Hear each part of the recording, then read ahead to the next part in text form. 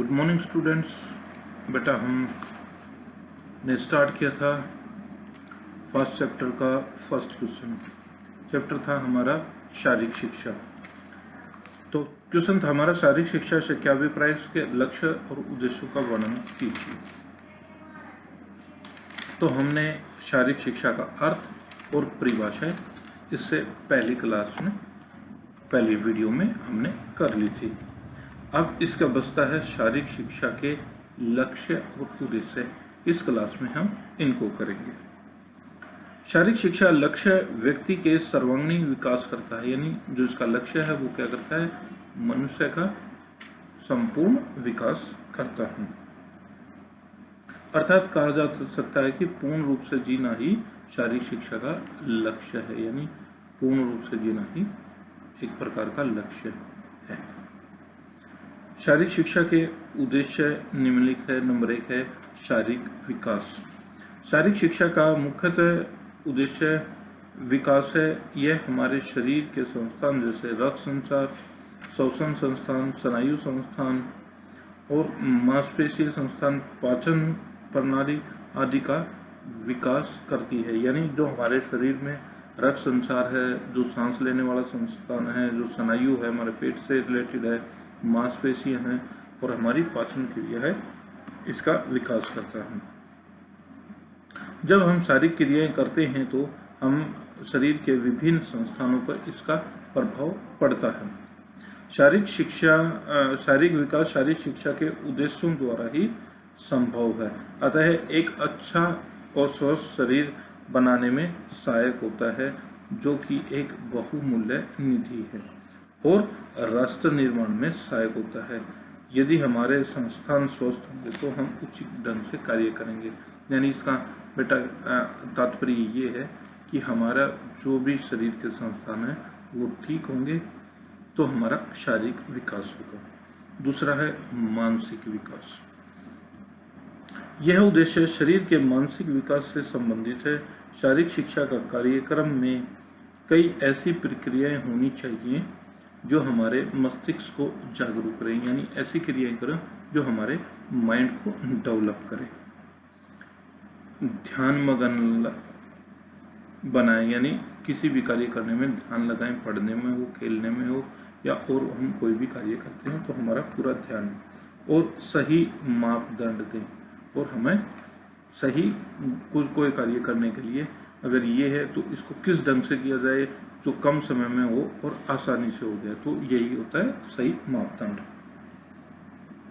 वास्तव में यह क्रियाएं मस्तिष्क तेज बनाती हैं और दूसरी तरफ इन क्रियाओं के प्रदर्शन में मस्तिष्क में एकाग्रता भी आती है या जरूरी होती है। इन क्रियाएं सहित शारीरिक क्रिया की एक अन्य विषयों की तरह एक विषय बन जाता है। यानी ये क्रिया भी एक और जैसे विषय हैं, जैसे शारीरिक विकास है, सामाजिक विकास है, ये भी एक तरीके का शारीरिक विकास, मानसिक विकास बन जाता है।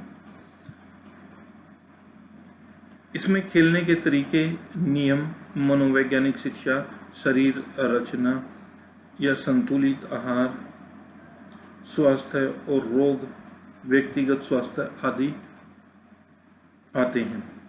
इस तरह मानसिक विकास ने अपना स्थान लिया है, यानी शरीर की रचना है, संतुलित आहार है, ये भी किससे होंगे, हमारे मस्तिष्क होंगे। जो हम आचार खाएंगे, हमारे शरीर की अच्छी रचना होगी तो हमारा मस्तिष्क भी उतना ही विकसित होगा। खेल के दौरान कई प्रकार की स्थितियां आती हैं जिसको खिलाड़ी स्वयं को स्वतंत्र और निर्णय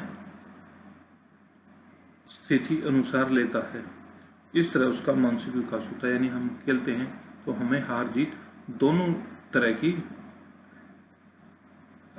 तरह का सामना करना पड़ सकता है। तो उस स्थिति में हम अपने हार को ज़्यादा दुख न लें और जीत में ज़्यादा खुशी न लें। इस प्रकार का संतुलन ही हमारा मानसिक विकास करता है।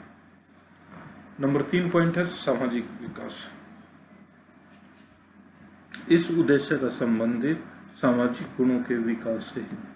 यानी जो हम समाज में रहते हैं तो किस प्रकार का हमें वहाँ पर अपना चाल आचरण रखना चाहिए, वो भी इसी में के अंतर्गत ही आता है। जो कि जीवन के अच्छे समायोजन की जरूरत होती है, शारीरिक शिक्षा का कार्यक्रम इन गुणों को बढ़ाने के लिए जरूरी है।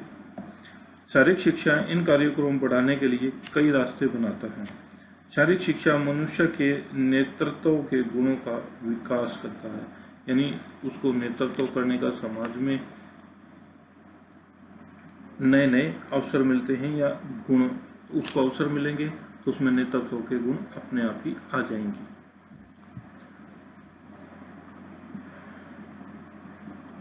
यह सहयोग, समान खेल, अच्छा खेल, संयम से खेलने की भावना इत्यादि गुणों को सिखाती है। यानी सहयोग से खेलना चाहिए, एक दूसरे खिलाड़ी को सम्मान देना चाहिए, अच्छा खेल खेलना चाहिए, अपने आप पर संयम बरतना चाहिए, लड़ाई झगड़े इस तरह के न होना चाहिए। तो यह क्या करती है, एक अच्छे समाज के वातावरण को पैदा करती है, जिससे जो खिलाड़ी है या व्यक्ति है वो एक अच्छा सामाजिक उसका विकास होता है। अगला पॉइंट है नाड़ी संस्थान और मांसपेशीय संस्थान में समन्वय। यह उद्देश्य है नाड़ी संस्थान और मांसपेशीय संस्थान में भी समन्वय स्थापित करके, यानी जो हमारा नाड़ी संस्थान और मांसपेशीय संस्थान है इन दोनों में भी तालमेल लाती है। शारीरिक शिक्षा की ये क्रियाएं नाड़ी संस्थान और मांसपेशीय संस्थान के मध्य समन्वय स्थापित करने में अवसर देती है। यानी ये जो क्रियाएं हैं ये इन दोनों के मध्य, अभी बताया था कि दोनों के बीच में तालमेल बनाने में सहायक होती हैं। नाड़ी संस्थान शारीरिक क्रियाओं में थकान दूर करने में सहायक होता है। यदि हमारी नाड़ी संस्थान और मांसपेशीय संस्थान अच्छा हो तो हमारे शारीरिक ऊर्जा का उचित प्रयोग होता है। जो हमारे शरीर में जो हमारी शक्ति है, ऊर्जा है, उसका हम अच्छे से प्रयोग कर सकते हैं। शारीरिक क्रियाएं करने से हमारा प्रतिक्रिया समय कम हो जाता है और शारीरिक क्रियाएं हमारे शरीर में उचित गति देती हैं और हमारा नाड़ी और मांसपेशी संस्थान क्या रहता है, कुशल बनता है। अगला पॉइंट है भावनात्मक विकास। शारीरिक शिक्षा का उद्देश्य व्यक्ति को भावनात्मक विकास करना भी है, जैसे खुशी, आशा, ईर्ष्या, डर, दुख, क्रोध, आश्चर्य आदि इन सब पर संवेगों के ऊपर व्यक्ति का नियंत्रण न होना असामान्य और अनियंत्रित होता है। यानी इनके ऊपर कई जो व्यक्ति होते हैं उनका नियंत्रण नहीं होता। किस किस पे नहीं होता, जैसे खुशी पे, आशा पे, ईर्ष्या पे, घृणा पर, डर पर और दुख पर। लेकिन जो हमारी शारीरिक शिक्षा का उद्देश्य है वो क्या है, वो इन पर नियंत्रण करना सिखाता है।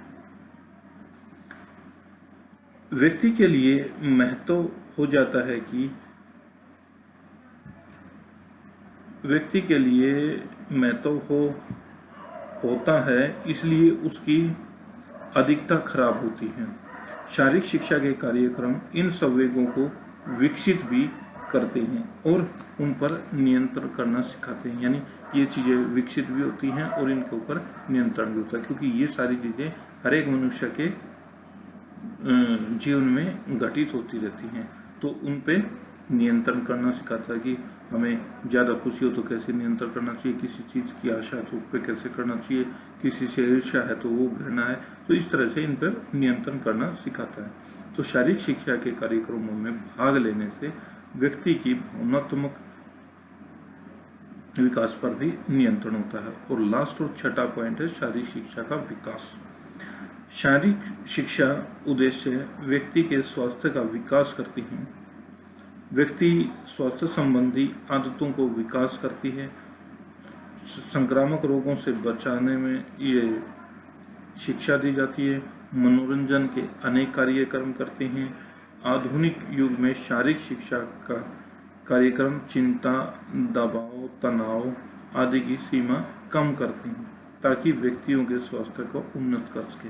यानी जो हमारा स्वास्थ्य है उसके ऊपर भी ध्यान देते हैं, जो हमारे शरीर में आने वाली चीज़ें हैं, चिंता है, किसी प्रकार का कोई दबाव है या फिर तनाव है, इसको दूर करती है। तो ये भी स्वास्थ्य का विकास करती है। तो इसका उद्देश्य क्या होगा?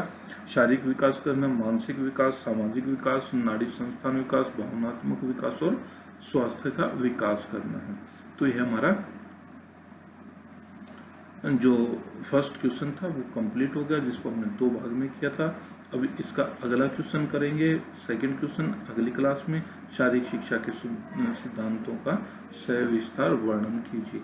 जब तक आप अपना होमवर्क पूरा कीजिए, इन वीडियोस को बार बार देखिए और इन क्वेश्चनों को समझें और रिवाइज करते रहें। तो मिलते हैं बेटा नेक्स्ट क्लास में।